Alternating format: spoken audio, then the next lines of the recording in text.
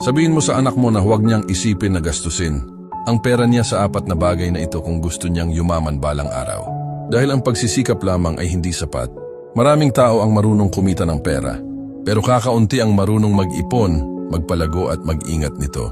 Una, huwag gumastos para lang magpahanga ng ibang tao. Mga mamahaling damit, pinakabagong cellphone, at mga simbolo ng status. Madaling magmukhang mayaman. Mahirap maging tunay na mayaman. Ang mga taong inuubos ang pera para magmukhang matagumpay ay kadalasang nananatili sa parehong sitwasyon. Pangalawa, mag-ingat sa mga kaibigang pangkasiyahan lang. Naroon sila kapag may handaan, ingay at kasiyahan. Pero kapag dumating ang problema, madalas sila ring unang nawawala. Ang tunay na kaibigan ay nagdadagdag ng halaga sa buhay mo.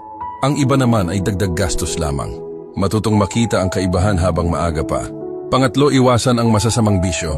Paninigarilyo, labis na pag-inom, at iba pang mga bisyong nakakasira ng buhay. Hindi lang pera ang kinukuha nito. Kinukuha rin nito ang kalusugan, disiplina, focus at maging ang kinabukasan mo. Marami sa pinakamahal na pagkakamali sa buhay ay nagsimula sa murang bisyo.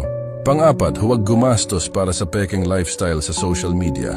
Huwag mong ubusin ang pera mo para kumbinsihin ang mga estranghero na mas maganda ang buhay mo kaysa sa realidad. Ang taong mas abala sa pagpapakitang matagumpay kaysa sa pagiging mahalaga at kapaki-pakinabang ay nagtatayo ng ilusyon, hindi kinabukasan.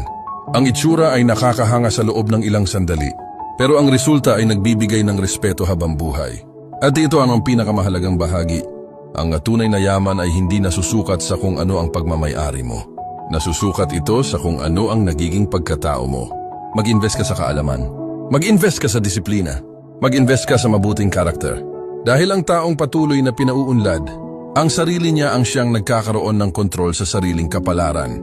Ang pinakamahusay na investment na magagawa mo ay ang investment sa sarili mo.